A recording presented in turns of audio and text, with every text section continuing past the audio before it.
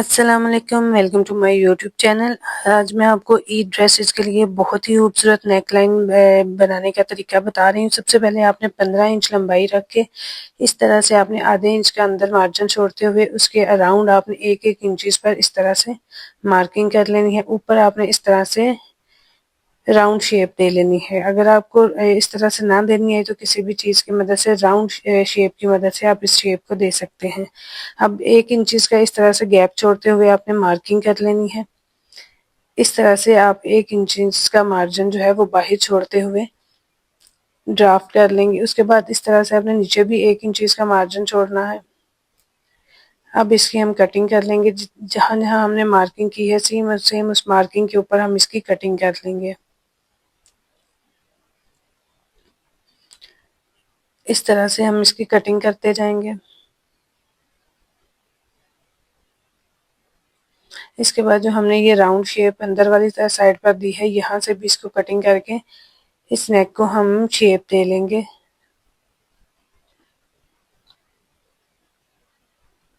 Marking आपने बहुत अच्छे तरीके से और बहुत एहतियात से करनी होती है, क्योंकि कटिंग हमारी तब भी बेहतर होती है जब हमने मार्किंग सही तरीके से की होती है।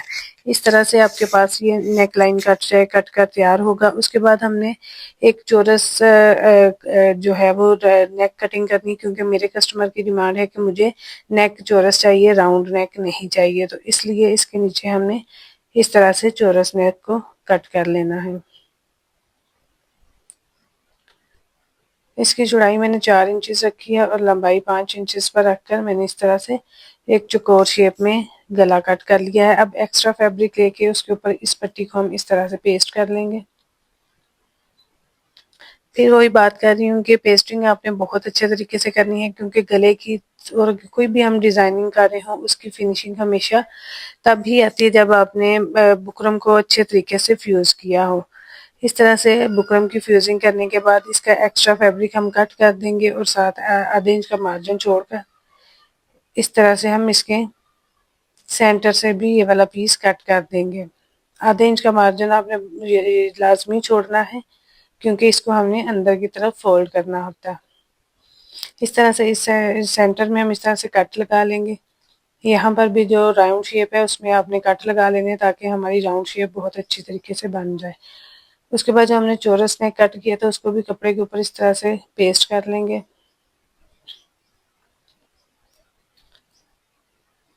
इसका भी एक्स्ट्रा फैब्रिक काट देंगे और आधे इंच का मार्जिन हम साइडों पर छोड़ देंगे। अब उसके बाद जो हमने मार्जिन छोड़ा हुआ है उसको ग्लू की मदद से हम अंदर वाली साइड पर फोल्ड कर देंगे। इस तरह से प्रेस की मदद से हम इसको सेट कर लेंगे।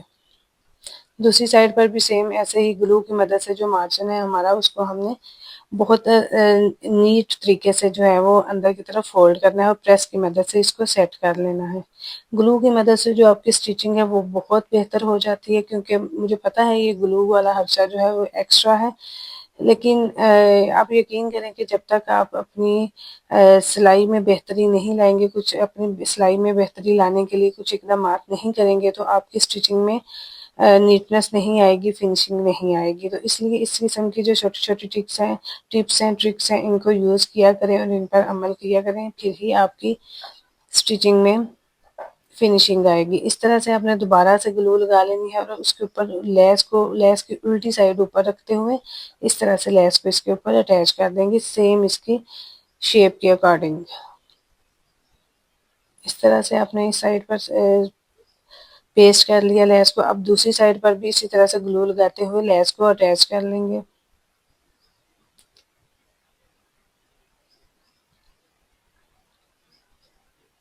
सेम इसी तरीके से अगर ग्लू की मदद से आप लेस को पहले अटैच कर लेते हैं तो उसके बाद आपकी जो स्टिचिंग है वो बहुत इजी हो जाती है, क्योंकि लेस लगाते हुए अक्सर लेस कम या ज़्यादा हो जाती है। ये बाज़ लोगों से क्या होता है कि लेस से सिलाई नीचे उतर जाती है, तो अगर आपने इस तरह से ग्लू की मदद से लेस को अटैच किया हो पहले तो फिर ये मसले सारे ख़त्म हो जाते हैं। मुझे लगता है कि स्टिचिंग को ईज़ी बनाने के लिए ये जो ग्लू वाला तरीका है बहुत अच्छा है और इस ट्रिक को यूज़ करके अपनी स्टिचिंग को बहुत ईज़ी बनाया जा सकता है। आप भी इन टिप्स को अपनी स्टिचिंग में इम्प्लीमेंट करके अपने स्टिचिंग को बेहतर बना सकती हैं। इस तरह से आपने दूसरी साइड पर भी ग्लू की मदद से लेस को अटैच कर लेना है। सेम जो आपने पट्टी की शेप बनाई है, सेम उसी शेप के अकॉर्डिंग आपने लेस को अटैच करना है। लेस को अटैच करने के बाद प्रेस की मदद से आपने इसको सेट कर लेना है ताकि कहीं से ये लेस उतरे ना। इस तरह से आपने पट्टी रेडी कर ली। उसके बाद जो हमने नेक लाइन कट किया है उसके ऊपर से जो एक्स्ट्रा फैब्रिक है उसको भी हम ग्लू की मदद से इस तरह से अंदर वाली साइड पर फोल्ड कर देंगे। तीनों साइडों से इसको ग्लू की मदद से अंदर वाली साइड पर फोल्ड कर देंगे। अब इसके ऊपर भी इसके एंड वाले जो कॉर्नर है वहां पर हम इस तरह से ग्लू की मदद से लेस अटैच कर देंगे। लेस की उल्टी साइड जो है आपने ऊपर रखनी है और सीधी साइड से आपने अटैच करना है। जितना लेस का पार्ट आपको बाहर रखना है उतना बाहर रखेंगे, बाकी को आप इस ग्लू की मदद से अंदर कवर कर देंगे। इस तरह से आपने पूरी लेस को इसके ऊपर अटैच कर देना है। अब प्रेस की मदद से आपने इसको सेट कर लेना है और इस गले की आपने सेंटर क्रीज बिठा लेनी है। अब शर्ट का फ्रंट पैनल लेंगे, उसकी उल्टी साइड पर हम इस तरह से इस गले को अटैच कर लेंगे। शर्ट की उल्टी साइड पर आपने इसको अटैच करना है। इस तरह से इसका एक्स्ट्रा फैब्रिक अंदर से काटते हुए यहाँ पर हम कट लगा लेंगे। इस गले को पलटते हुए सीधी साइड पर हम इस गले को इस तरह से पलट लेंगे। अब ये जो हमने पट्टी रेडी की थी इसको इस तरह से एडजस्ट करते हुए ग्लू की मदद से आपने इसको इसके साथ अटैच कर लेना है ताकि आपको सिलाई लगाने में आसानी रहे। इस तरह से इस पट्टी को इस गले के अंदर फिक्स कर लेंगे। उसके बाद आपने सिलाई लगाना स्टार्ट करनी है। सिलाई आपने सबसे पहले आपने गले के सेंटर वाले पार्ट पर इस तरह से इसके कॉर्नर पर सिलाई लगाते जाना है और इस पट्टी को भी इसके ऊपर ही इस तरह से सिलाई के साथ अटैच कर देंगे। इसके बाद आपने जो लेस अटैच की है उसके ऊपर इस तरह से कॉर्नर पर सिलाई लगाते जाएंगे और पट्टी को सेम उसी तरीके से ऊपर सिलाई लगाते हुए इसके ऊपर फिक्स कर देंगे। अब ये जो हमने सेंटर में पट्टी ऐड की है इसके कॉर्नर पर भी हम इस तरह से सिलाई लगाते जाएंगे और जो शर्ट की सेंटर क्रीज है उसका ख्याल रखते हुए इस तरह से हम सेंटर वाली सिलाई को कंप्लीट कर लेंगे। ये वाली सिलाइयाँ आपने बहुत एहतियात से लगानी है ताकि कपड़े में कोई चुनट या कोई खिंचाव ना आए। अब ये जो इसकी साइड वाली सिलाई है इसको भी हम इसको सिलाई लगाकर इस तरह से इसके ऊपर अटैच कर देंगे। बिल्कुल इसी तरीके से आपने ये सारी सिलाई लगाकर इस गले को इसके ऊपर अटैच कर देना है।